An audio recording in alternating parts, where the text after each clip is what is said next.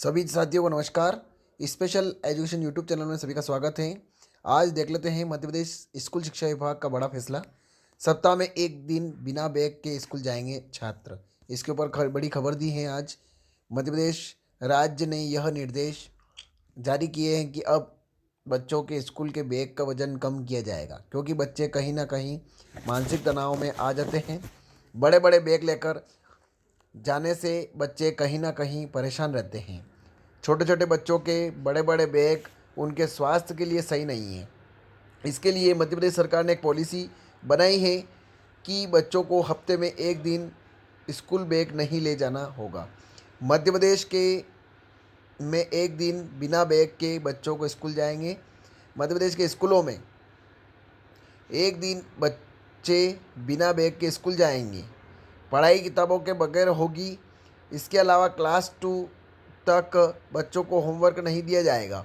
हालांकि इस नीति पर सैद्धांतिक तौर पर मोहर 2022 में लगी हुई थी, लेकिन अब जो नए एकेडमिक सेशन शुरू होगा, सभी सरकारी और निजी स्कूलों में सप्ताह में एक दिन बिना बैग के क्लास होगी। स्कूली छात्रों के बस्ते का वजन भी तय किया जाएगा और इसकी हर 3 महीने में जांच होगी।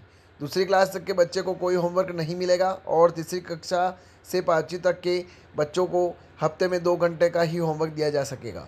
6ठी से 8वीं तक के बच्चों को रोज़ाना 1 घंटे का होमवर्क दिया जा सकता है। 9वीं से 12वीं क्लास तक के बच्चों को 2 घंटे का होमवर्क दिया जाना चाहिए। नई शिक्षा नीति के तहत बच्चों का वजन भी तय नई शिक्षा नीति के तहत बच्चों का वजन तय किया गया है। दूसरी के बच्चों के बैग का वजन 1 किलो 600 ग्राम से 2 किलो 200 ग्राम तक हो सकता है। तीसरी से 5वीं तक के बस्ते का वजन 1 किलो 700 ग्राम से 2 किलो 500 ग्राम तक हो सकता है। क्लास 6 और 7th के बच्चों का जो बैग है उसका वजन है 2 से 3 किलो हो सकता है और 8वीं के बच्चे 2.5 से 4 किलो तक का बस्ता ले जा सकेंगे।